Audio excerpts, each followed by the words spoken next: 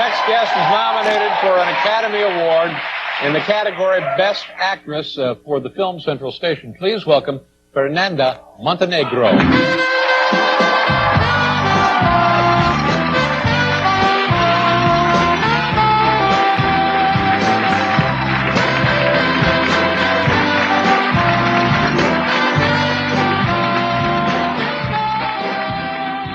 Sejam muito bem-vindos ao Quarto Escuro Podcast. Eu sou o Taxi Driver, vulgo André Oliveira, e eu vou estar conduzindo essa viagem hoje. Os últimos podcasts teve um hiato aí, né? Na verdade, agora que eu tô gravando, não houve hiato algum, mas vai ter, porque eu tô preparando umas paradas assim. Quando você ouvir esse podcast, a gente já vai estar de cara nova, com uma logo diferente. Eu também remasterizei alguns podcasts mais antigos, que eu acho que tava legal, mas o som tava uma desgraça. O primeiro não, porque o primeiro ele tá tão ruim que tipo, nem se eu tentar salvar ele eu vou conseguir salvar. Mas estamos de volta. E eu fico repetindo várias vezes estamos de volta, mas eu faço tudo sozinho. Talvez eu esteja falando das minhas múltiplas personalidades, talvez. Mas dessa vez eu não estou sozinho, dessa vez não é loucura minha. Eu estou aqui com o Lucas, do podcast Whisky para um Condenado. Esse podcast vai demorar tanto pra sair que até lá ele já lançou o primeiro episódio. Fala aí, Lucas. Assim espero. Muito obrigado, pessoal, Muito obrigado, André, na verdade, pela oportunidade, pela ideia. Taxi Driver. Perdão, Taxi Driver. Eu pensei que você tinha largado essa... Ah, eu não sei, cara. Eu vivo nessa loucura, assim. Muito bem. Robert De Niro, eu podia mudar Pode ser. Eu podia mudar o nome pra Fragmentado Cast, tá ligado? Porque... É uma boa. Mas eu agradeço, é uma honra estar aqui nesse podcast com Taxi Driver. Uma honra. Eu espero que eu já consiga um público. Mano, eu tenho mais ouvintes. Se duvidar, acho que tenho mais ouvintes do que você, mas ainda não lancei o episódio, tá ligado? Então o pessoal fica, ei, cara, quando é que você vai lançar e tal, né? E ainda não lancei. Seguinte, postei no meu Instagram esses dias. Deu 100 visualizações dos podcasts. Oh, e eu tenho o texto aqui decorado na minha mente que eu falei: dedico essas 100 visualizações à minha professora da 5ª série de geografia que disse que eu era um idiota sem futuro. Cadê o idiota sem futuro agora? 100 visualizações. Engraçado que ela cursou geografia, né, cara? E eu sou um idiota sem futuro. Esse é o primeiro podcast feliz. Pessoal, amamos o pessoal de geografia, tá? Você faz geografia, por favor. Eu tenho uma amiga que faz geologia, eu gosto muito dela. Ela é muito difícil. Geologia, quem faz geologia? É próximo, né, cara? Mas enfim, desculpa. É próximo. Continuemos. Esse é o primeiro podcast. Voltando a falar o que eu tava dizendo, esse é o primeiro podcast feliz, mas não é porque eu sou triste sozinho, é porque eu só mostro a minha alegria quando eu tô acompanhado. E muito bem acompanhado dessa vez. Você quer fazer um jabá do seu podcast que já vai sair até lá? Sim, pessoal, um dia eu espero ainda lançar esse podcast, o Whisky para um Condenado. O maluco teve ideia antes de mim. Engraçado que... Eu já tô na 10ª edição quase. E ele não lançou. Eu te incentivei a fazer o podcast, né? E eu gravei 10 episódios já. Não, é porque a abertura do podcast é o podcast chegado à culpa existencial, a bebida alcoólica e a esperança. Realmente, cara, a esperança vai ganhar bastante ainda. Eu acho muito bonito que você tem um lema do seu podcast. O meu, eu não sei porque eu joguei várias coisas. Vai ter um podcast que não é nada demais. Vai ter várias outras coisas. Eu não sei qual é qual, saca? Tipo, não planejei fazer. Esse vai ser o slogan. É porque eu falo demais, né, cara? Então, tipo, quanto mais eu puder falar, então eu vou inventando slogan, Eu estudo administração, eu sou péssimo em slogans, cara. Sendo que administração é basicamente aprender a fazer slogan e fingir que o que você faz é difícil. É engraçado que, nossa, a gente tá fugindo muito do assunto, né? Mas a administração, cara, ela não deveria ser publicidade, tá ligado? Mas no fim das contas, o que mais conta é a sua capacidade de fazer slogan. O Gilbert fala muito, cara, a gente podia fazer inclusive um episódio sobre o Gilbert. Puta, é verdade. E ele fala muito disso, né? Que todo chefe ele é especialista em frase motivacional. Eu não sei que mês que esse podcast vai pro ar. Provavelmente lá pra junho. Até lá a gente já gravou o episódio sobre Charlie Brown, que a gente tá planejando há muito tempo. Grande chores. Grande chores. Mas enfim, gente. Enfim. O que aconteceu essa semana? Eu não tinha nada pra fazer, eu queria matar a aula. E eu falei, eu vou assistir Central do Brasil. Comecei a assistir Central do Brasil. Eu conversei com o Lucas. Vamos fazer um podcast sobre Central do Brasil? Ele disse, mas é claro. E cá estamos. Você quer começar falando? Eu tô com a sinopse aqui do... Lê a sinopse pra gente e eu falo um pouquinho do elenco. Dora, uma amargurada ex-professora, ganha vida escrevendo cartas para pessoas analfabetas que ditam o que querem contar às suas famílias. Ela embolsa o dinheiro sem sequer postar as cartas. Um dia, Josué, o filho de 9 anos de idade de uma de suas clientes, acaba sozinho quando a mãe é morta em um acidente de ônibus. Ela reluta em cuidar do menino, mas se junta a ele em uma viagem pelo interior do Nordeste em busca do pai Josué, que ele nunca conheceu. Eu acho legal que essa primeira sinopse certa que eu li até agora no podcast, porque é o que eu falei. Você chegou a ouvir o podcast sobre Clarice Lispector? Não, ainda não. Da Clarice ainda não. Não vai ouvir nunca isso daí. Eu ouço. Mas então, o próprio A Hora da Estrela, o livro é sobre o fato da Macabeia não ter conflitos internos, e na sinopse tá falando que é regrado de conflitos internos. Mas é porque, cara, é um filme muito simples, velho. Se o cara errar a sinopse desse filme, tem que ser muito... É que não quero errar na sinopse de Chaves. Tem que ser um erro competente. Exato, é um erro muito competente, entendeu? Tipo... você tem que se esforçar pra errar, né? Pra falar um pouquinho, assim, do o elenco, que é uma coisa engraçada, que ele... na época só tinha 2 atrizes... Não, tem 3 atores de renome assim mesmo, né? Que tem o Pedrão, que é o Otávio Augusto, que já fez muitas novelas na Globo, né? A Fernanda Montenegro, a nossa lembra ídola. qual é o Pedrão? Ah, lembrei o Pedrão. Pedrão, né? Não, eu sempre esqueço. É que hoje em dia ele tá tão velho, cara, que você nem reconheceria ele. Tá muito diferente, tá ligado? Puta, ele não fez o Major Olímpio de Moraes no Acho que foi. Alto da Compadecida? Acho que foi. Não, não é ele não. Não. Mas assim, ele tem um elenco de peso, né? A Fernanda Montenegro, a Marília Pêra, que eu amo aquela mulher, cara. A Marília Pêra, ela, tipo, desde que eu conheço ela já era meio velhinha, mais velha assim, mas ela é muito bonita. Marília Pêra é a Irene. Irene. Tem o Matheus Nastergaile, cara. É basicamente isso, o elenco, assim, tipo a mãe do menino, ela era atriz também, deu uma sim, pesquisada. A Sóia Lira. Sóia Lira, isso. Mas, assim, a maior parte das interpretações do filme são todas pessoas que passavam mesmo na Central do Brasil, pessoas que transitavam, muita coisa foi de improviso, tem umas cenas engraçadas, inclusive, né? Aquela do cara bem letra de pagode nele. Aquela cama de motel, o puro tesão. Ele manda umas dessas. Mas até que foi bem. É engraçado, espontâneo, muito né? bom. Assim. Eu acho que ele. Realmente ele passou, né, pela experiência, né? Mas eu até fiz uma anotação aqui que a primeira grande observação do filme. Ele tem sim uma crítica social. Que é o porquê que a merda de um país tão grande como o Brasil não tem ferroviária, cara. Puta merda, Se tivesse uma linha interestadual, já cortaria metade do filme, eu acho. Eu tava vendo algumas coisas na UOL que falavam que se o filme fosse gravado 10 anos depois, já não teria história, né? Porque, tipo, ele ia procurar na internet o pai dele.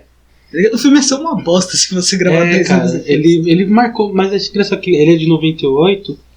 Isso é uma característica muito grande dele. Ele foi o último grande filme, vamos dizer assim, de um período antes da revolução da informação, assim, né?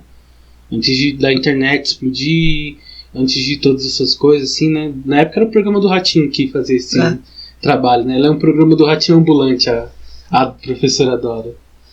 Acho que daria pra falar que ele é o enterro do Velho Brasil. Não o velho Brasil do Machado de Assis, mas acho que o enterro do Brasil século XX, da porno chanchada, do Nelson Rodrigues. Eu não diria tanto isso, porque ele é muito desconexo com tudo isso.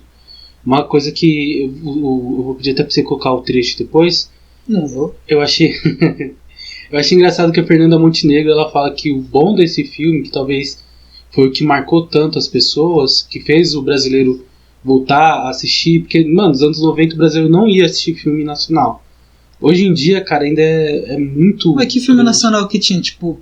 Tá. O que eu consigo pensar aqui, antes desse filme, é o Vidas Secas...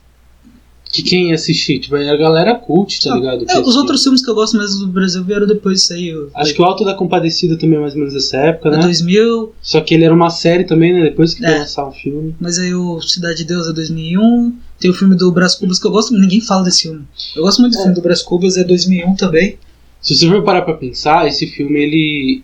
Cara, foi um começo, né, dos... ele tem uma... Eu vejo assim, ele tem uma função dupla na história, vamos dizer assim, né? Eu não gosto de fazer esses negócios de história, mas, por um lado, ele não deixou o cinema brasileiro morrer, cara. Sinceramente, eu acho que sem esse filme o cinema brasileiro teria morrido totalmente. Tanto que, assim, né, ele trouxe a Fernanda Montenegro já era famosa, mas ele deu um revival, né, na carreira dela. Fez ela ficar... Nossa, foi um ano muito bom, né, 90 pra ela. Foi, tem, né? Tem papéis bons. Tem até a entrevista do David Letterman, que eu vou colocar um trecho no começo do episódio. Mas ela tá nervosíssima e vai conversar com ele. E você vai ver quem tava concorrendo com o Oscar, tipo, era Meryl Streep, tá ligado? Tipo... Não, comenta aí, pessoal, qual foi o filme estrangeiro que ganhou do Central do Brasil? Isso aí é pra quem sabe. O filme Central do Brasil concorreu com um filmezinho assim. Filme bobo assim, né? A Vida é Bela. Cara, mas não vale colocar. Eu acho que não devia colocar os italianos como cinema estrangeiro, porque eles sempre. Porque eles são foda, né, mano? Fazer isso. Mano, cinema italiano é bom pra caramba, tipo, coloca filme estrangeiro. Eu também achei mancada. Ele deveria ser. Filme estrangeiro tem que colocar pra paizinho pequenininho. Pequenininho não, mas humilde que nem o nosso. Mas pensa, A Vida Bela, cara, ganharia de qualquer um dos filmes de lá, cara. Mano, é foda, mancada, né? Foi mancada. É que nem colocar o Cidade de Deus. O Cidade de Deus, ele concorreu com... Foi o Senhor dos Anéis, né?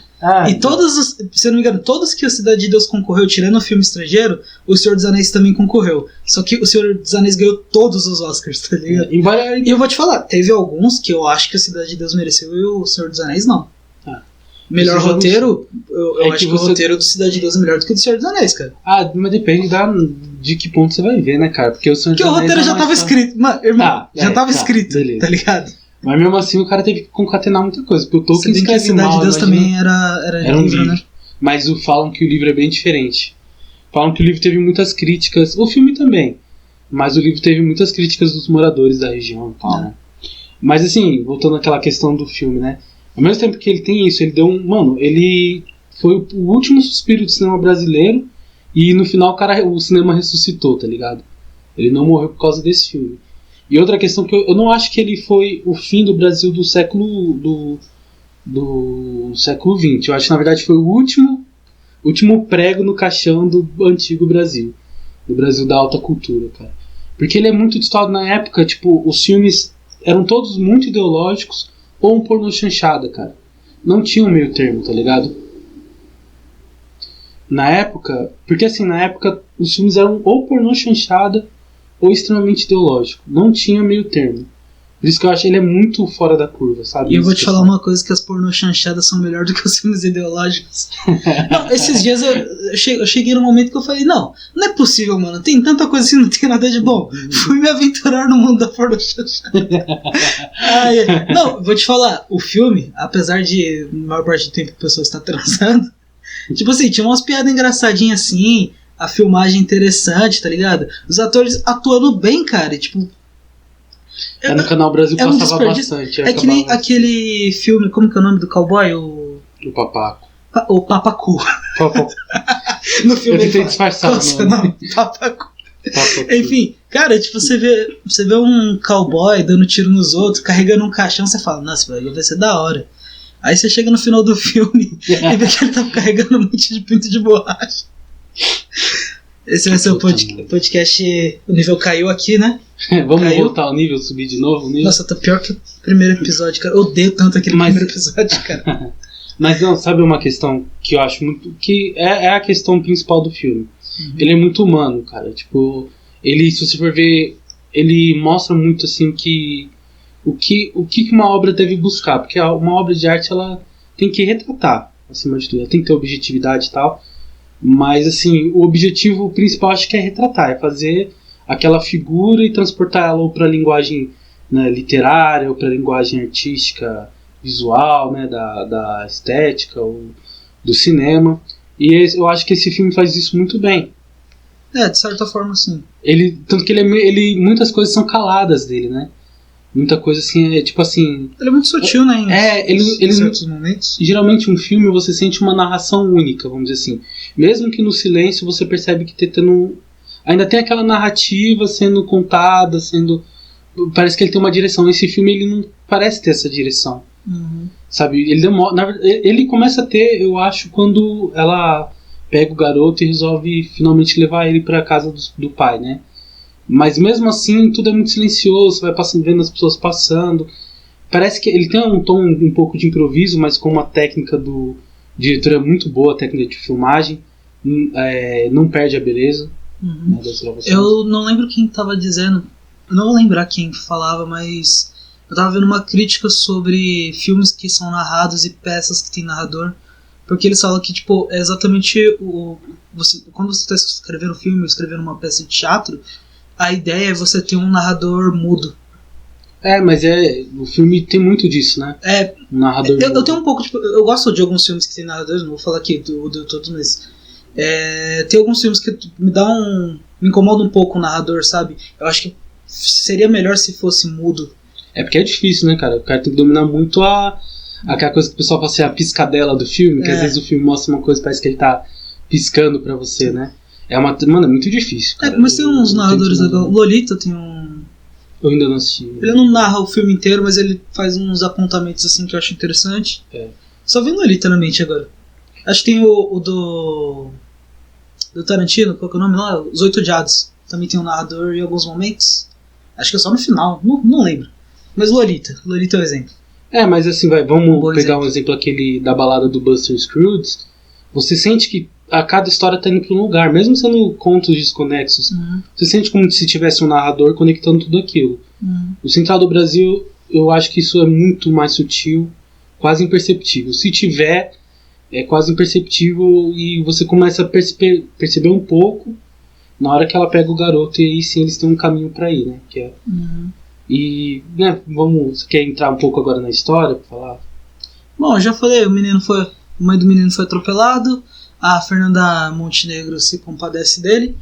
E o que eu acho interessante no personagem dela é que ela tem muita ambiguidade. Sim. Ela aparenta estar o tempo inteiro falando, eu vou fazer uma coisa boa, mas não quero fazer isso. E isso fica muito claro no começo, que ela maltrata o menino, mas depois vai oferecer um sanduíche pra ele. E ele quebra o coração dela, né, cara? Tipo, mas com muita dificuldade, né, cara? Com muita dificuldade. Uma coisa assim que eu acho muito legal, eu até anotei aqui, o filme ele tem... No começo a Fernanda Montenegro é meio que a gente assistindo o filme, tá ligado? Porque ela senta e fica ouvindo o pessoal contando as histórias, né? Uhum. Porque, né, ela é uma professora, é uma das poucas que sabe escrever. Na época o Brasil ainda tinha um índice de analfabetismo muito grande. Uhum. Então ela escrevia a carta pro pessoal e cobrava uma taxa, né? Cobrava R$2, um da postagem e um pra ela, né? E no começo ela não tinha muita apatia pelas pessoas, né? A gente é meio assim no filme, a gente só vai observando, dá risada de um, acha, às vezes, de vez em nunca se comove com o outro, né? Que nem aquela cena muito bonita que eu te mostrei daquela mulher, que, cara, foi de improviso, aquilo lá, tipo... Não improviso, né? Tipo, a mulher, realmente, ela tava passando por aquilo, ela pediu pra falar no filme, e colocaram a gravação dela, que era pro marido dela que tava preso, e ela falou que esse tempo que você ficar preso, meu coração tá preso com você. Se eu achar, eu vou colocar aqui agora. Vamos deixar um tempinho aqui, ó.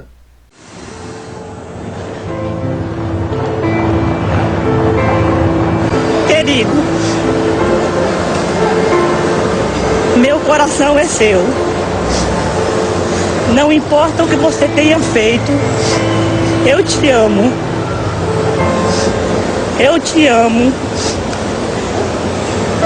Esses anos todos que você vai ficar trancado aí dentro, eu também vou ficar trancada aqui fora te esperando. Pronto. Muito bonito, cara, muito bonita essa cena. E aos poucos, quando ela vê a cena do garoto, né? O garoto já tinha chamado a atenção dela porque ele tem um ioiô que ele fica raspando na mesa dela. É um peão, né? Peão, perdão. Ele tem um peão que ele fica raspando a ponta dele, né? Cara, você já viu um peão? Como que é? Ah, não é do meu tempo, não. O peão, ele tem uma ponta... Também não é do meu tempo, mas eu lembro que Eu já vi um peão, né, mano? Não faço ideia que eu vou fazer isso. Eu manjava de Beyblade, cara. Beyblade era maneiro. Mas era uma Beyblade, só que o peão, ele tinha uma ponta de metal, né? E ele ficava raspando aquela ponta Isso eu tô ligado. E depois, com o tempo, quando acontece aquela tragédia, o pessoal se comove e tal... No momento que a mãe dele é atropelado. Aí ela vai aos poucos se interessando pela história. E também parece que aos poucos a gente também vai... Você fala, caraca, meu... Assim, já era interessante porque é como... aquela coisa que todo mundo que mora numa cidade faz. De sentar no metrô de vez em quando só ver as pessoas passando, sabe? Acho que todo mundo que mora numa cidade grande já deve ter feito isso alguma vez. Mas você vê, é isso que eu acho engraçado. Ele tem muita coisa assim que ele... Aos poucos ele vai trazendo o brasileiro, o espectador para aquilo, né? Não é à toa que a Fernanda Montenegro fala que aquele filme foi o que trouxe de volta o público brasileiro pro cinema.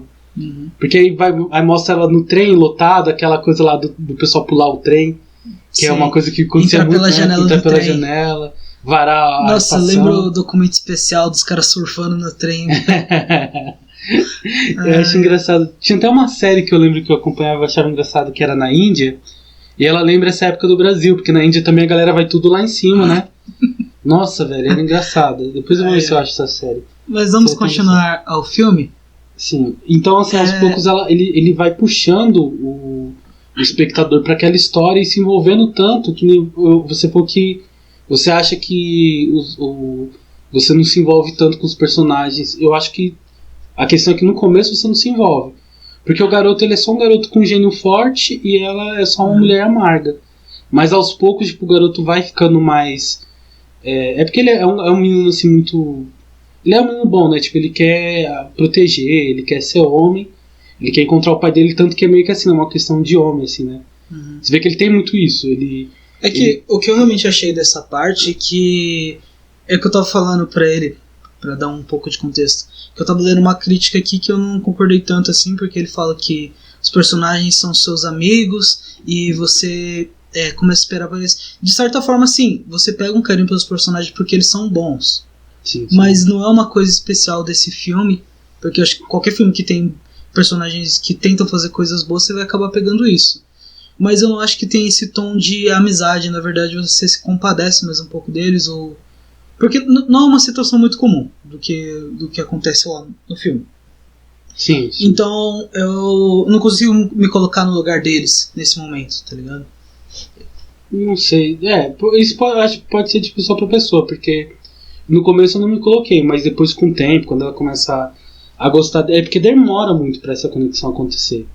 Se você for ver, eles só ficam amigos mesmo na primeira casa que ela leva o garoto, e aí depois ele descobre que ela achando que o cara era o pai dele, e aí depois o cara lê a carta e fica até aliviado. Sou eu não, eu sou o Gessé. É ali que ela começa mesmo a ter um carinho pelo garoto, né? Porque até então ela arrancava, puxava o moleque de lá pra cá, ela não tinha uma amizade. Ela tinha era um peso, né? O moleque pra ela, um fardo. Então, eu acredito que essa situação é cheia de ambiguidade dela, porque no começo tem umas cenas que ele fala alguma coisa assim, e ela dá uma risada, ou ela faz alguma coisa e ele até gosta, mas é que eles ficam brigando a maior parte do tempo no começo do filme. Mas eu acho que tem essa ambiguidade desde o começo, e no final é que eles deixam tudo de ruim que eles sentiam um pelo outro. Mas quando desenvolve isso, nesse momento eu acho que ele desenvolve a amizade e aí você já se compadece mais dos personagens. Mas, continuando falando um pouco sobre o filme, tem aquela cena do metrô que aparece, cena bem forte, por sinal, que um cara rouba, nem sei o que, rouba uma coisa de uma lojinha. Parece um docinho, uma coisa assim. Alguma coisa assim, e ele sai correndo pelo metrô, e saem 2 seguranças armados atrás dele, e ele consegue parar o cara e, nossa, assassina ele, e pelo que mostra, tinha outras pessoas ele assassina o cara, tipo assim, na frente de todo mundo, né, cara? Mais ou menos, tipo, ele corre pra linha do trem. Sim. Aí o cara, ele já tá um pouco mais afastado, né? E ele vai lá e atira na linha do trem e fica o corpo. E o Rio de Janeiro, né, mano? Tipo, segurança assim, não tem polícia. Você fala Rio de Janeiro, mas eu lembro que, eu não sei se foi o pai, não sei quem foi que contou a história, que uma vez foi pular a estação do 15 e pisou na barriga de uma barriga, quando foi ver um cadáver, tá ligado? Nossa, cara, eu tava dando risada, pensei que Pensei que era aquelas coisas engraçadas de pisei no rabo do cachorro. Tem uma coisa, tipo, o Brasil, cara, ele teve uma coisa engraçada que nos anos 90, que parece que o mundo chegou ao Brasil, tá ligado? Então, assim, muita coisa que, tipo, na Índia, que acontece hoje na Índia, nos anos 90 acontecia no Brasil, tá ligado? É porque eu acho que nos anos 90 eu acho que o pessoal rompeu um pouco com aquele anti-americanismo forçado. É porque o regime militar foi um golpe na identidade brasileira, cara. Principalmente cultural, né? Ele atacou muito a parte cultural. Ele só atacou a parte cultural. A cultura já não tava indo muito bem. Já não tava indo muito bem. Já tava bem porcaria. Aí os caras foram lá e deram o último golpe na cultura. Eu acho muito bom a gente falar do regime militar, que a gente vai falar mal dele, o pessoal não vai saber, não fazer ideia do que a gente realmente pensa. Que a gente fala mal, a pessoa fala, esse aí é professor de história. Mas tem aquela entrevista da Lígia Fagundes Telles. Se você não ouviu meu quarto podcast sobre Ciranda de Pedra, é dela que eu tô falando. Enfim, ela fala que tem um amigo cineasta que diz que o pior filme brasileiro é melhor do que... Como que é? O pior filme brasileiro é melhor do que o melhor filme americano, uma coisa assim. Nossa, meu Deus do céu. Meu Deus do céu. Sei lá. Doideira. Mano, o filme do John Wayne, que é tipo bem simplesinho, já quebra... Os caras realmente estão falando que Mazzaropi é melhor do que Poderoso Chefão, velho. Pelo amor de Deus, cara. O rei do gado, mano. O que seria o Mazzaropi americano? É o Clint Eastwood, tá ligado? Aí vai comparar ele, tá ligado? Que maravilha. Não dá pra fazer, né, cara? Tipo... Não, é ridículo mesmo. Mas assim... Perdão, aí pode continuar, que eu te interrompi. O que isso me Eu não lembro. Esse é o Digressão Cast, né, mano? Digressão Cast. Você quer falar um pouco sobre aquela lugar lá de adoção de crianças? Então, assim, o filme, ele, né, a mãe da criança morre e a criança fica lá na estação, na central do Brasil, jogada, ele fica dormindo por lá por um tempo. E a mulher acaba se compadecendo, né, a professora Dora acaba se compadecendo dele. Só fazer um parênteses aqui. Acho muito bom que a gente fica falando a mulher fica se compadecendo, e Fernando Montenegro também faz o Alto da Compadecida. Vai ficar marcado isso. Ela acaba se compadecendo do garoto e ela resolve fazer alguma coisa, né? E na verdade ela já percebe, porque o segurança que matou o rapaz que era ladrão vai conversar com o moleque. E naquela... É bem sutil, uma coisa que é muito bom do filme, né? Tudo é muito sutil. Ela meio que estocou, falou, puta, se ele tá conversando com o moleque, ou ele vai ameaçar o moleque, ou ele vai dar um fim de alguma forma. E ela chega pro segurança e fala, não, ele tá comigo e tal. E ela leva o menino pra casa e depois resolve levar ele pra um lugar de adoção. Lugar de adoção. Vocês não estão vendo, ouvintes, mas eu estou fazendo várias aspas com as minhas mãos. Ela, como toda brasileira, né, muito inteligente, né, levou pro matadouro, né, mano? Levou pro matadouro. Ela levou o garoto... Puta, mano, como é que a mulher acredita? Não, é porque nos anos 90 a galera acreditava nessas bostas. Mas era uma mistura, assim, de vontade de comprar uma TV colorida. Que acontece? Que era um item de luxo da época. Pra quem não viu o filme. É o seguinte, vai ter spoiler sim, ok? Você reclama de spoiler ser criança, certo? Mas é uma obra tão linda, cara, que não adianta... Não adianta. Se eu te contar o final do filme, cara, você vai assistir. Você vai chorar da mesma forma. Você não vai chorar, né? Porque meus ouvintes são héteros, né? Desculpa, perdão. Os meus estão condenados, os meus estão indo pra forca, eu tô tomando o último copo. Pode chorar, tá? É que eu não consigo chorar. Eu sou invejoso de quem chora em filme. Que eu sou incapaz. Mas, o que acontece? Dora, com o teu Pedrão, né, que é o segurança de lá, e ele fala, não, leva a criança lá, que a gente tem uma ONG que manda a criança pra ser adotada lá na Europa. Lá nos Estados Unidos. O moleque vai estar mais rico do que você daqui a pouco. Não, eu fico imaginando se isso realmente fosse verdade. Quem é o cara, um francês, que vai adotar uma criança carioca, já sabendo todos os barbarismos que o carioca fala? Que a França ainda é mais próxima, né? Eles vieram mais pra cá. Cara... Um alemão com... Primeiro que não vai entender nada que a criança vai falar, né? Porque a gente... É uma dificuldade, é uma coisa que a gente tá zoando. Mas, cara, um moleque com 7 anos que já fala o idioma, velho. É muito difícil ele ser adotado, cara. Com 4 anos, cara, a criança já é difícil ela ser adotada. Imagina um garoto de 7. Enfim, Dora ganha R$1.000. Eu nunca vi se ela manda a criança pra adoção e ganha R$1.000. Mas ela sabia, tipo, sabia de certa forma. Tipo assim, ela desconfiava, tá ligado? Eu acho que ela pensava que ele ia pra prostituição, uma coisa assim. Mas é ambiguidade, né? Tipo, ambiguidade. Ambiguidades do filme. Então, a amiga da Dora, Irene, manda R$1 pra ela. Marília Pera, minha ídola. Aquela mulher. Ídola. Minha musa. Enfim, ela fala, Dora, você mandou a criança pro matador, vamos matar a criança. E a Dora vai atrás, invade lá a ONG, essa cena é muito boa, né? Nossa, muito legal. Que ela fala, não, tô com outras crianças aqui, as crianças bonitinhas. Ela fala, vou dar uma olhada, ela entra na casa e puxa ela pega várias fotos, porque como ela escreve carta o dia todo, ela nunca manda as cartas, ela pega o dinheiro todo pra ela. Mas as mães mandam fotos dos filhos para as avós, pros maridos. Nossa, eu não tinha me tocado disso. Eu pensei que ela tinha pegado o nosso Tadão, agora que. Mas é que você não reparou isso, porque eu cheguei a ver isso, né? Nossa mãe mesmo, ela mandava carta pra nossa avó lá do Ceará e mandava com foto. Isso é muito comum na época, né? Não avisei vocês, o Lucas é meu irmão. Pronto, vocês estão avisados agora. Já é a segunda vez. Desculpa, cara. Não. Então posso falar. Só esqueci de falar. Você já falou o pai, a mãe. Não tava tentando esconder, só lembrei que eu não avisei. 33 minutos de podcast, a gente tá em 20 minutos de filme, hein? Cara. Vamos agilizar. Sim, então ela resolve. Aí ela tira o moleque de lá e ela fala assim, pô. Aí ela se toca, pô, mano, eu vou ter que levar o moleque pra lá. Eu sou a única que viu o que aconteceu. Eu sou a única que tem a carta com endereço. Que eu sei quem é a mãe do moleque, eu vou ter que levar ele mesmo pra lá. E então ela junta uma grana. Essa ambiguidade é muito forte nela, porque ela foi levar o moleque, sim.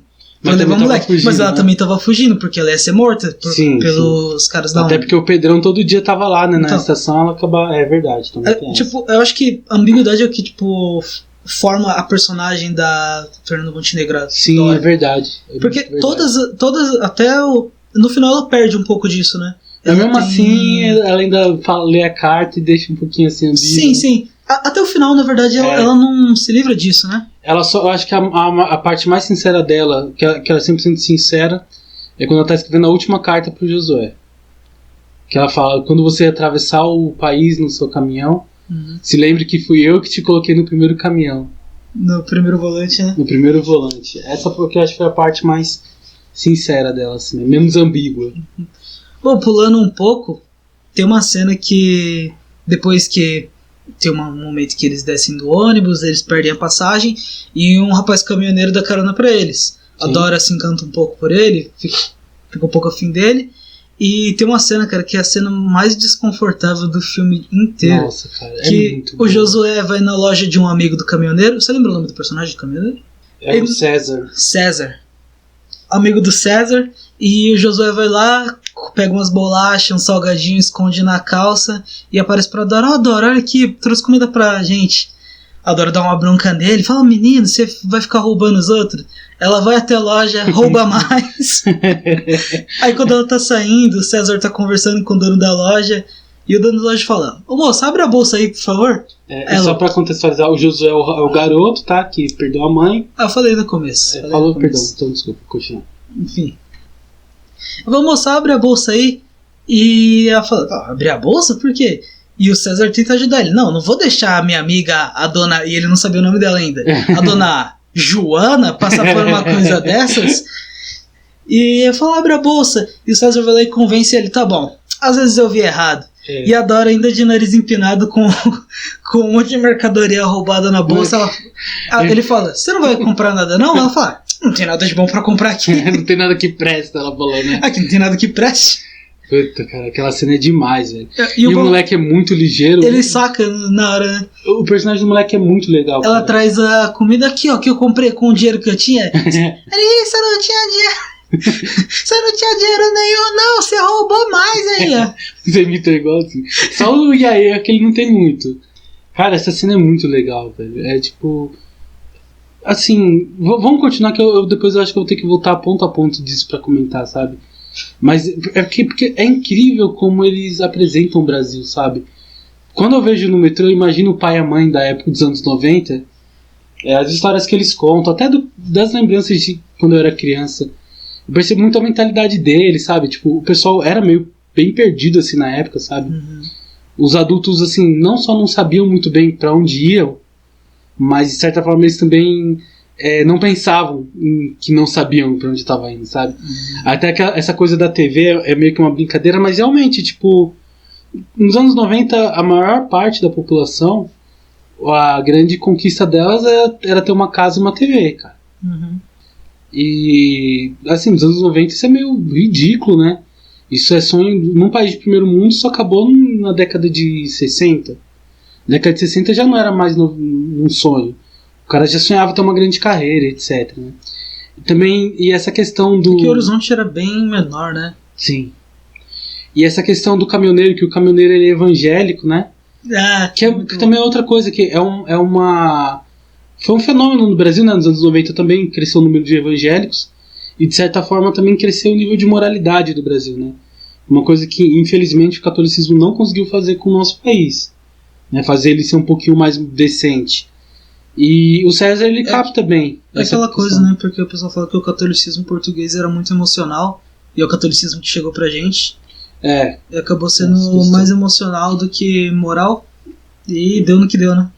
Sim, e ele descreve tudo isso, cara. Adora dessa questão do brasileiro, de falar assim, o brasileiro não tem medo que alguém... Não tem medo de se dar mal. Ele tem medo de que alguém se dê melhor do que ele. E foi isso, né? Adora, ao invés de só comer as guloseimas do moleque, foi lá, voltou pra roubar mais, sabe, cara? É muito brasileiro, cara. É muito legal. Queria comentar um pouco aqui sobre como o filme é construído, porque você vê que o começo do filme é o cenário bem cinzentado, que é a parte bem urbana do Rio de Janeiro. Achei uma coisa que... Acho que o primeiro filme que eu vi que mostra o Rio de Janeiro e não mostra as praias. Sim, é verdade. Parece, por isso que também a gente aqui de São Paulo se identificou muito com ele. Dá um ar de São Paulo, né? Dá. É cinzento, urbano, muito metrô, porque metrô é uma coisa mais... Como posso dizer? É uma coisa que todo mundo aqui de São Paulo tá meio que marcado, né? O metrô. É da vida do paulista, né? Faz parte da vida, tá ligado? E ele começa nesses cenários bem cinzentos, feios, de certa forma assim. E depois que eles começam a viajar, eles começam a entrar no sertão e aqueles desertos assim. Com aquelas cores. Ele não tem aquele filtro muito laranja, né? Que o José Padilha usa, mas ele vai tomando uma cor bonita. Ele né? é laranja, tipo, não precisou de filtro essa cena, porque tipo, a cor já é tão forte dos campos assim do sertão. E eles viajando naquele carrinho, e você vê que tipo assim, o filme ele faz isso. Ele começa bem... primeiro que ele mostra as duas faces do Brasil. O Brasil urbano e o Brasil profundo, assim, que é o Brasil rural. Porque no fundo tanto carioca, que é uma coisa também que mostra no filme, grande parte das pessoas que ela escreve carta lá, dos cariocas, vem do Nordeste. Sim. O paulista então nem se fala, tipo, a grande maioria é nordestino. Ele mostra esses contrastes muito fortes do Nordeste, do Rio de Janeiro, e como os nordestinos de certa forma são perdidos no Rio de Janeiro. A Clarice fala disso, né, que ela nota um ar muito perdido nos nordestinos no Rio de Janeiro. É que é quase uma violência, né, pro nordestino, porque o Rio de Janeiro ele tem coisas que tornam ele às vezes mais urbano do que São Paulo. Sim. Vamos dizer assim, tipo, da agitação, né, da vida difícil, assim. E pro nordestino é uma violência muito grande, né, cara, isso daí. Porque ele não tá acostumado com esse tipo de coisa. O Elton Mesquita falando, né, que ele ficou chocado, ele é alagoano, veio pro Rio de Janeiro e ele ficou chocado, porque eu pedi a bênção pra minha mãe, esse tipo de coisa. E eu cheguei no Rio e vi como as pessoas tratavam os pais, eu falei, meu Deus, que mundo é esse? E eu acho que em São Paulo as pessoas são mais freadas pra falar. Acho que não tem eles não se sentem tão deslocados assim. Até porque o São Paulo é praticamente uma cidade nordestina, cara. São Miguel foi construído por nordestino, né? É uma cidade ítalo-nordestina. Ítalo-nordestina. Meu Deus, que caos. É um termo, cara. A gente criou esse termo. Porque realmente é isso, né? E acho até engraçado que uma das primeiras cenas quando eles chegam no Nordeste, o garoto ele vê um moleque da mesma idade que ele, inclusive bem parecido, só que sem camisa, correndo no meio do sertão, né? E eles se olham de frente, até parece um espelho, né? Aquela hora, tipo, eu achei legal essa cena, assim, né? Que ele... Quando eles entram na casa do primeiro rapaz que eles pensam que é o pai dele, né? Sim. Que ele começa a andar e o menino andando igual a ele. Que já é linda a cena quando ela abre a portela, assim, e aí o garoto entra e sai correndo, né? É muito caseiro, né? É muito... E é linda a cena, cara, tipo... E é assim, é um deserto, né? É o Nordeste deserto, mas é muito bonito, muito colorido, tem uma coisa no filme, não sei se você percebeu. Essa casa, quando você vê ela tá, tipo assim, separada de todas. Sim. Sim. E aquela cidadezinha no final do filme que o pessoal tá construindo, ela também é muito separada. O filme, tipo, da forma que ele é filmado e a forma que é feita a direção de arte, ele meio que exala a solidão, cara. Sim. Mas é mais no Nordeste. Mas no Nordeste... Na Central não tem como. Não, eu acredito... Tem uma solidão, mas é aquela solidão da cidade. Então, é isso que eu ia dizer.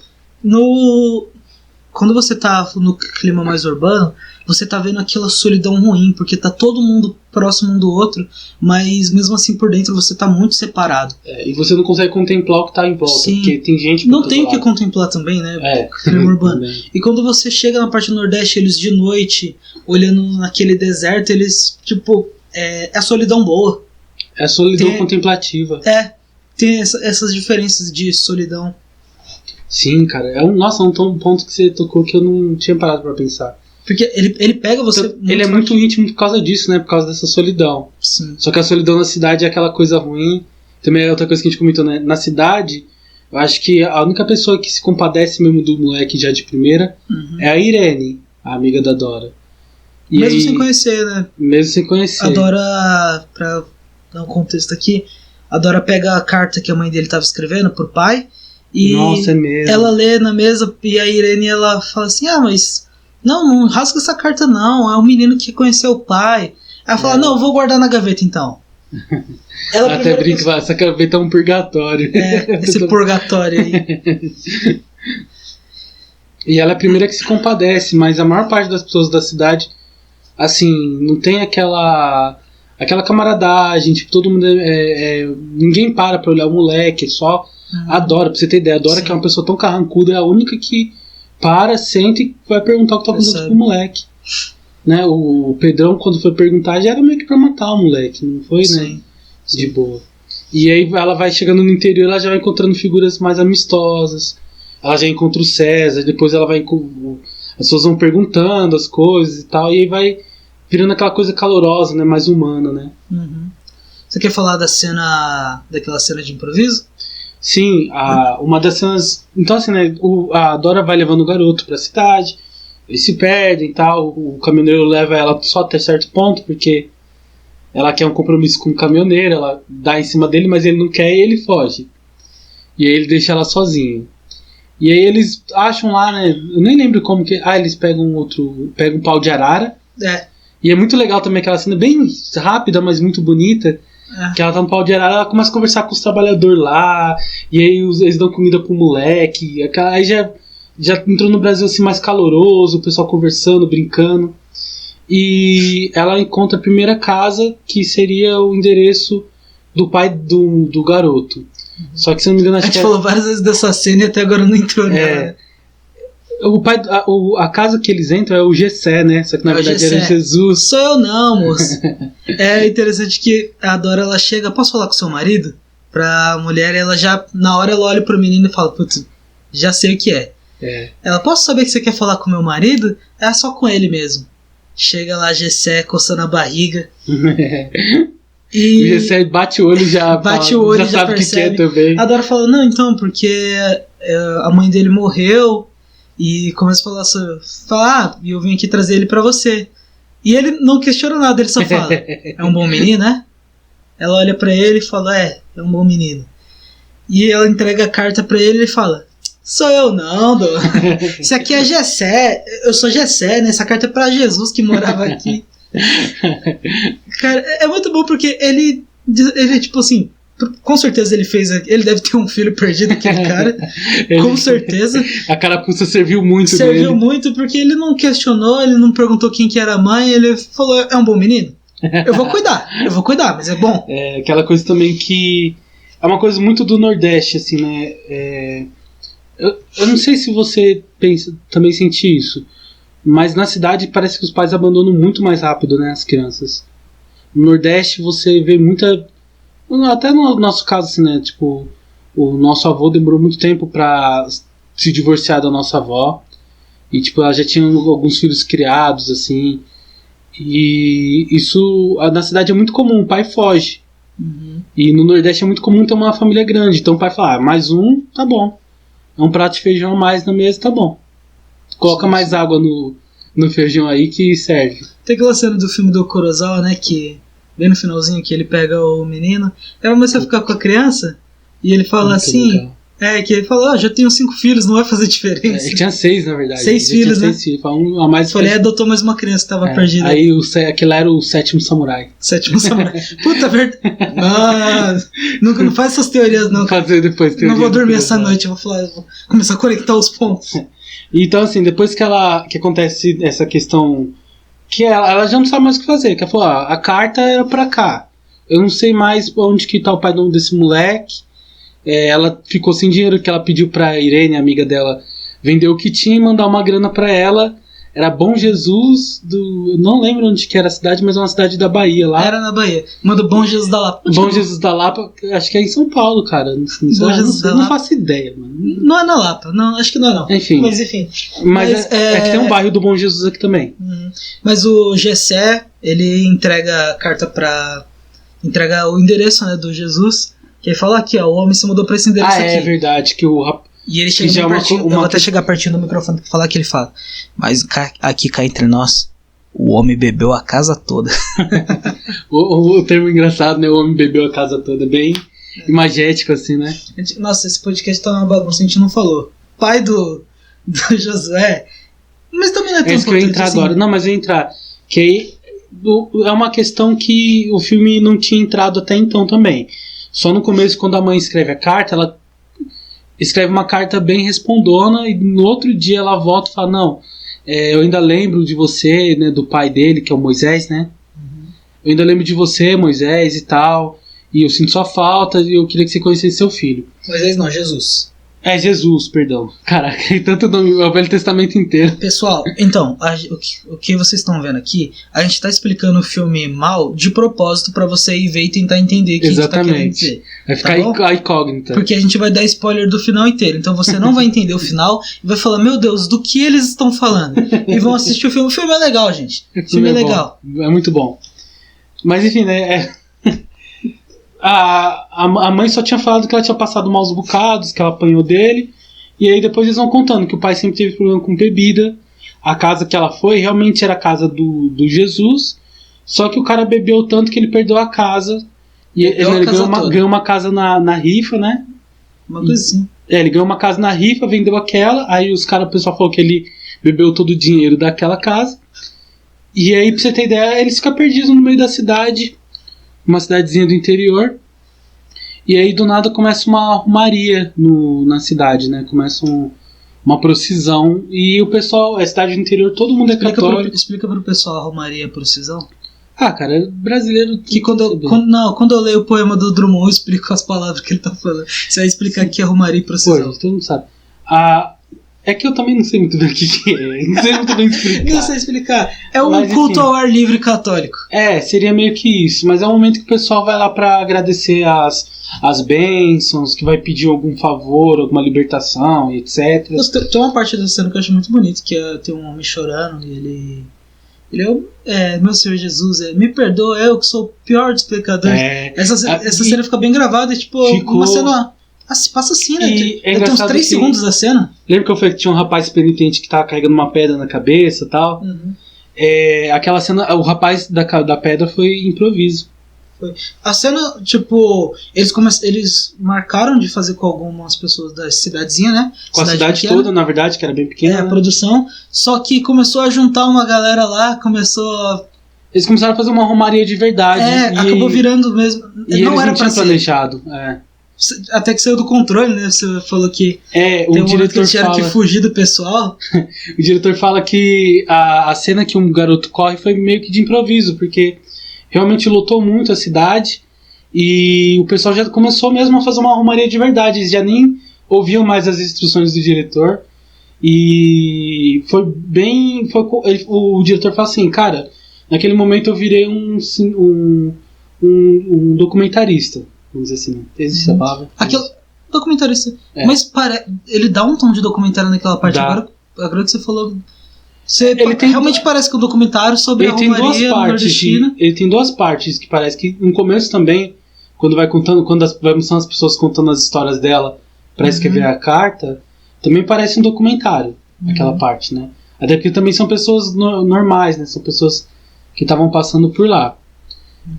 Mas então essa cena foi bem de improviso, e aí na cena o garoto sai correndo no meio da romaria, e aquela multidão, a Fernanda Montenegro, a professora Dora, corre atrás do moleque, e aí ele entra numa casa que eu não sei muito bem, é uma casa com vários santos, e aí tem várias mulheres rezando dentro, que também a reza foi outra coisa que o diretor falou, foi de improviso também, não era pra ter aquele elemento.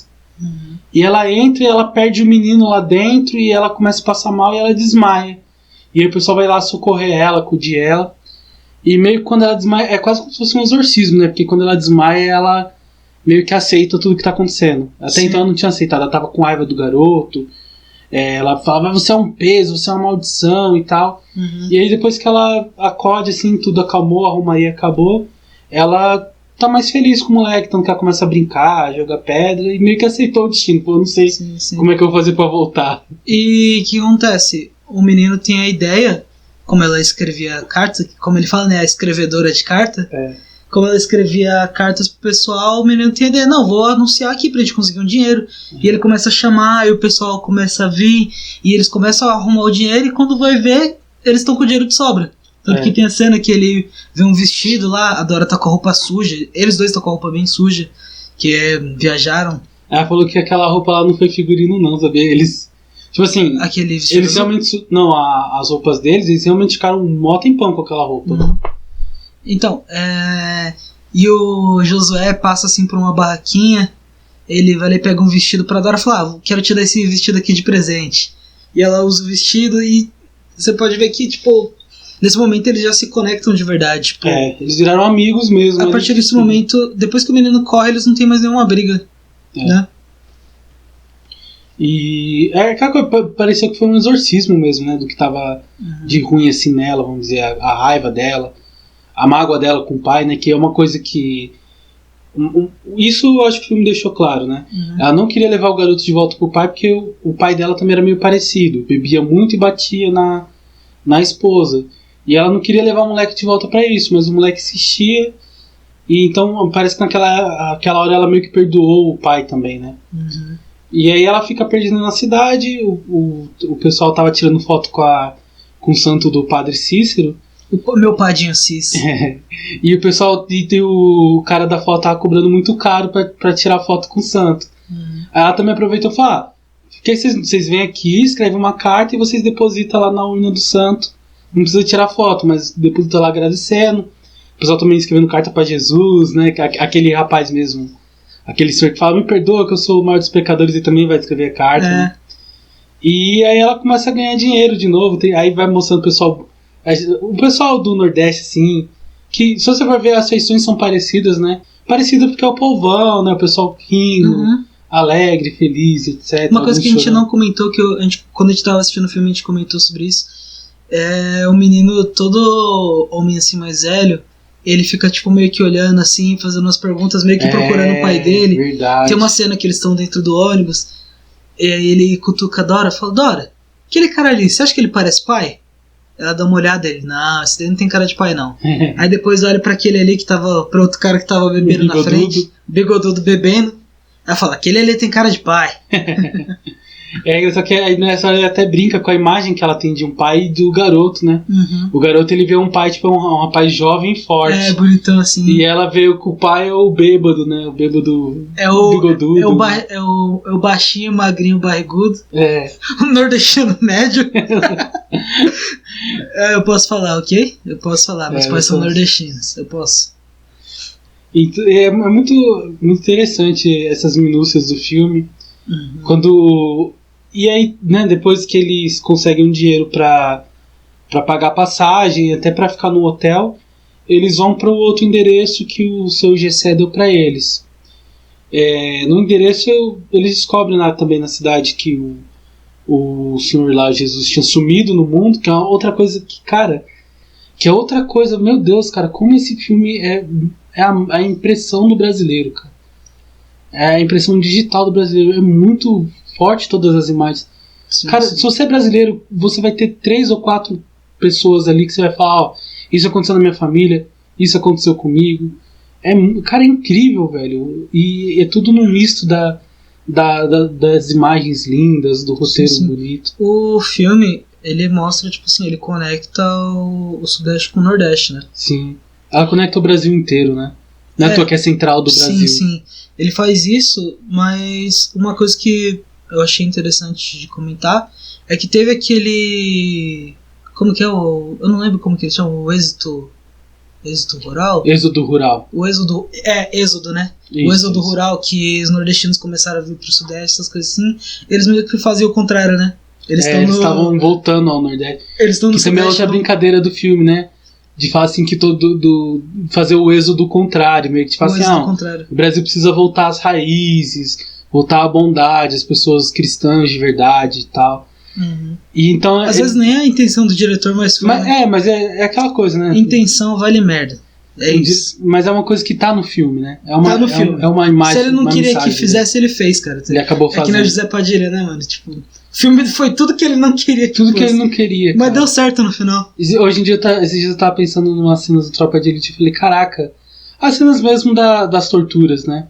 Tipo, o brasileiro tava tão revoltado com o bandido que na época o pessoal tava cagando, né? Mano, todo mundo riu quando ele fala, busca o cabo de vassoura. Eu gargalhei, sabe, você gargalhou? Estudante. Vocês que estavam no cinema aí, vocês que foram em 2007, vocês gargalharam também. Mas voltando lá pra cena, então, aí eles descobrem que o seu Jesus sumiu no mundo e etc. Uhum. Né? Olha que engraçado, eles estão procurando Jesus, é meio que Cara, mais uma metáfora assim que tem no filme, ele é cheio de estão procurando Jesus, metáforas. Né? Eles estão procurando Jesus, o Brasil cristão, vamos dizer, né? E aí ela fica totalmente desesperançosa e fala, vou voltar pra São Paulo, não sei o que vai ser do moleque, não sei se eu deixo ele aqui, se eu trago de volta. Aí ela conversa, o moleque resolve voltar com ela, né?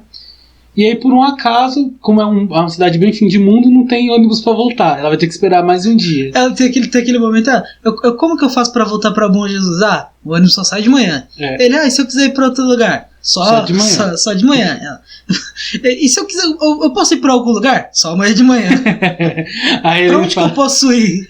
Aí fala, dona, aqui é o fim do mundo. Ele vira pra ela. E é engraçado, aí ela tá ali perdida e aí aparece o grande herói, Matheus Nastergaile. Grande herói. Aí aparece um rapaz que fala assim, dona, a senhora conhece meu pai, o Senhor Jesus? Ele ouve ela falando. E aí ele fala, fica na minha casa, por favor, porque é uma honra ter alguém que conhece meu pai e tal. E ela meio que acaba descobrindo, né? O garoto fica quieto, eles não comentam nada, né? No filme nem chega a mostrar o garoto falando que é irmão dele. Ele pergunta o nome, ele sabia, né, que eu tinha um irmão chamado Josué, mas ele pergunta, qual que é o seu nome? Ele fala, Geraldo. Geraldo, é verdade. E aí ela vai pra casa e aí ela descobre que o seu Jesus tinha perdido a casa, mas os filhos foram ajudando ele e aos poucos eles conseguiram comprar uma outra casinha, muito bonita inclusive. Eles montaram, né, as casinhas.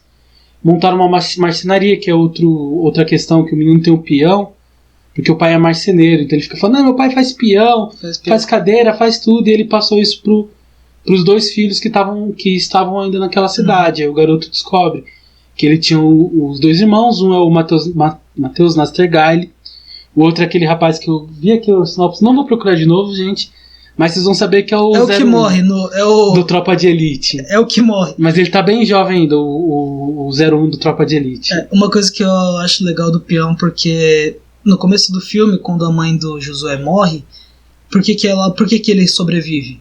Eles estão atravessando a rua e alguém esbarra no Josué e o peão dele cai. E ele volta pra pegar.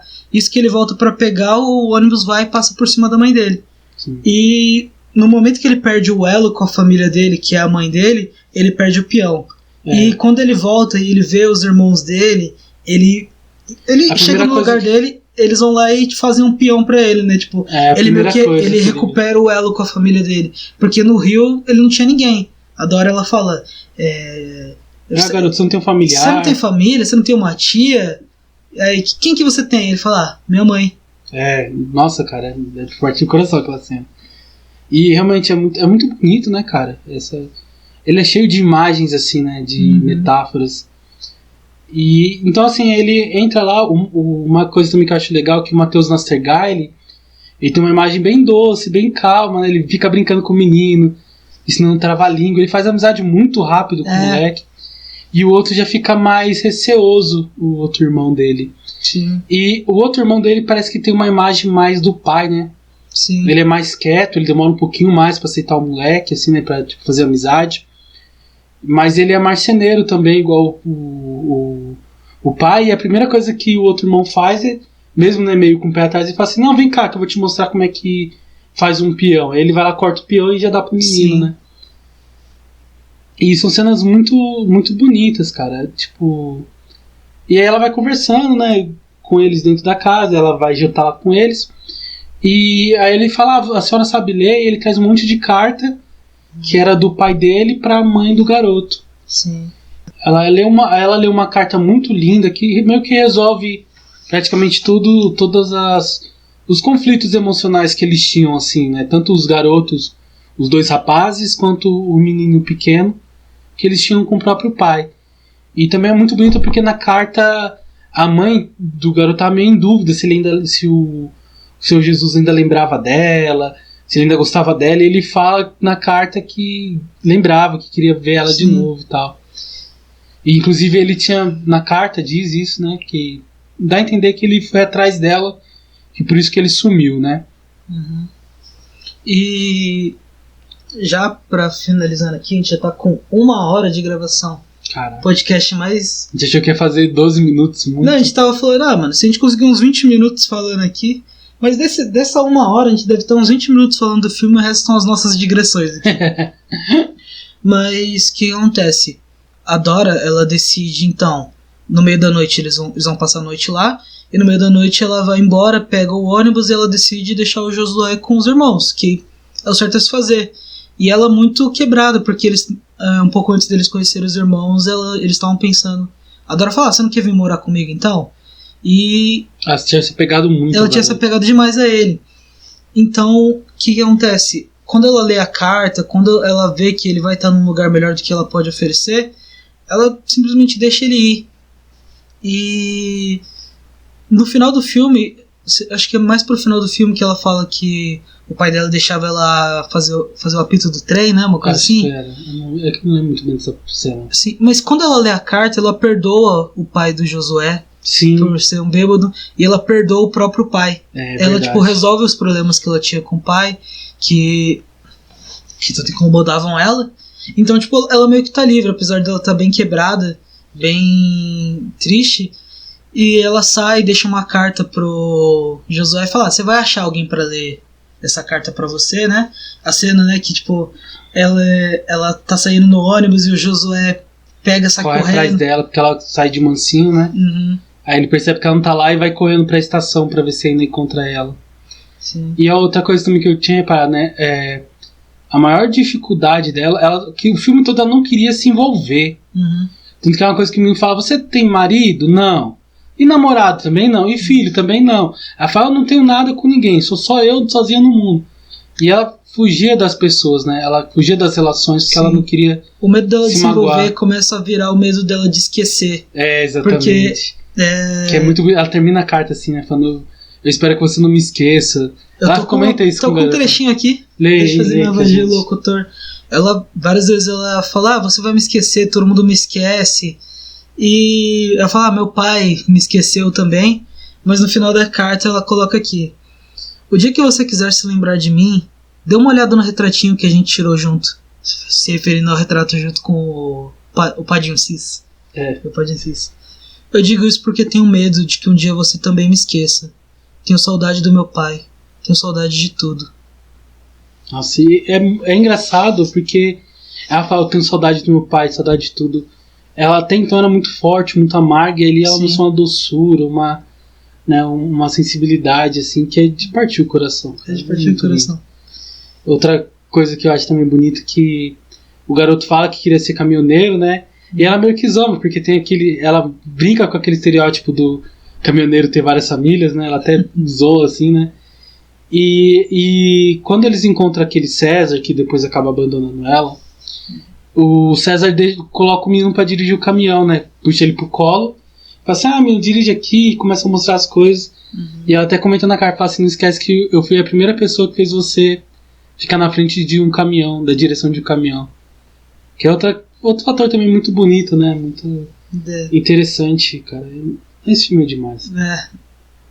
Então, finalizando aqui um pouco, acho que vale a pena comentar que o Josué não é uma coisa confirmada pelo que eu vi, mas o diretor, o Walter Salles, viu o Josué engraxando bota, uma coisa assim, gostou do menino e pensou em colocar ele no filme. Ele não era ator, né? Ele não era ator.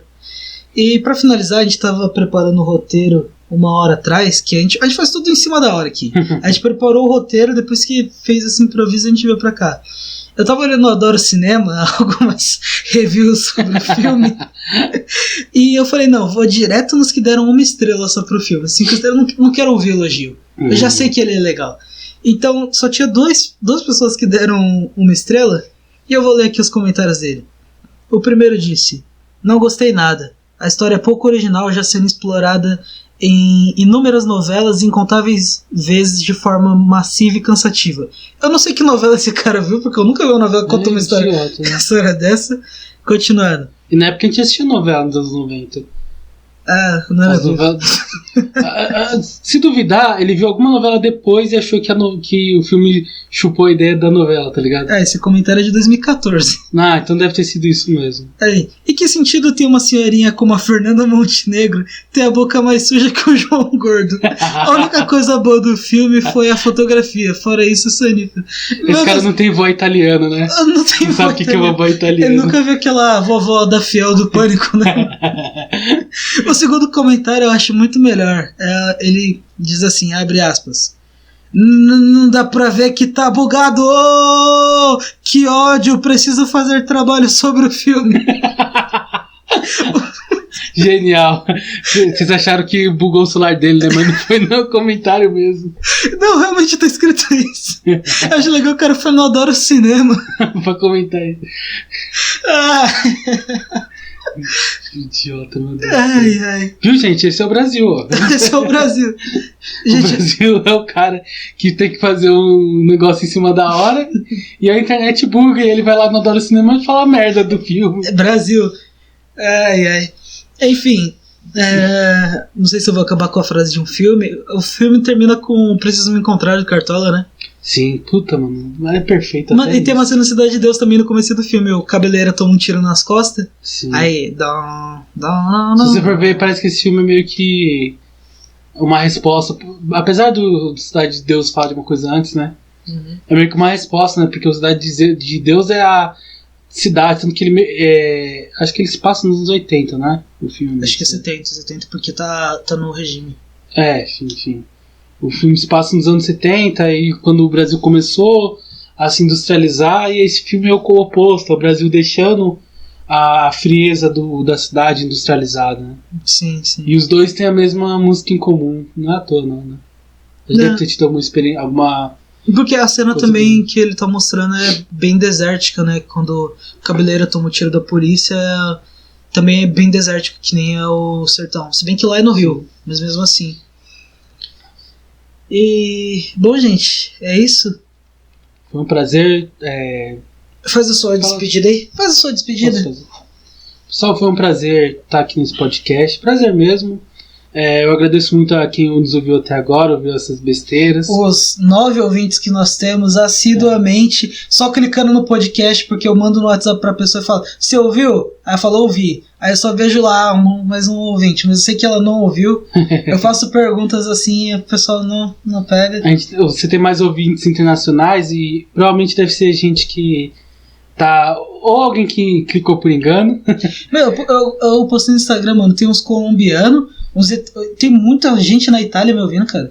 Tipo, mas muita gente brasileiro tipo assim, também na Itália. Tem tipo assim, umas 12 cidades diferentes italianas me ouvindo. Mas você que é de fora do Brasil e tá ouvindo, um abraço daqui do Brasil pra vocês. Que eu sei manda que uma mensagem pra eu saber se você existe mesmo, ou se é só uns caras tentando hackear minha conta, sabe? Tipo, tem um cara do Texas também. Acho que no Texas as pessoas não hackeiam a conta dos outros. Mas de certa forma, eu queria até dedicar esse podcast pra quem nos ouve aí de fora, né? Pra sentir aquele calorzinho brasileiro. Sim.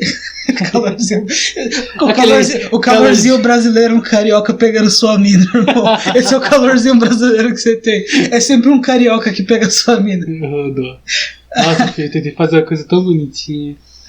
Mano, esse podcast aqui é uma quebra de expectativa. Acho que o segundo ou terceiro podcast, a descrição dele é: tá muito difícil acertar o tom. Porque até agora eu não peguei o tom que devia ser. Bom, me sigam nas redes sociais.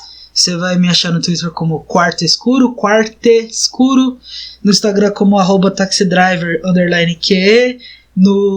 O e-mail vai estar na descrição. Toda vez eu passo vergonha tentando explicar o e-mail. Qual que é o seu user no Instagram? No Instagram é Whisky para o Condenado, só que é WHISKY. Vou colocar na descrição. Eu tenho o Twitter também, mas eu não uso, mas... Se vocês quiserem procurar o Twitter dele, procura por PicBlide. PicBlide. Eu não vou te dar mais dicas não. PicBlide, tenta achar lá. Se você achar, parabéns, amigo. Aqui, ó. 2 palmas pra você. Um beijo na boca por áudio. A gente tá ficando maluco, mano. Que horas são? 1h30. Bom, gostei muito de fazer esse podcast. É o único podcast que eu já falei, né? Que é o único podcast que eu tô feliz. Mas eu normalmente eu tô feliz. É só eu não sei demonstrar. Demonstra que eu sinto o espírito aqui do povo. O povo brasileiro que tá na minha frente. Bom, é isso aí. Eu nunca lembro o que eu falo no final. Um grande abraço. Até a próxima e fique com Deus.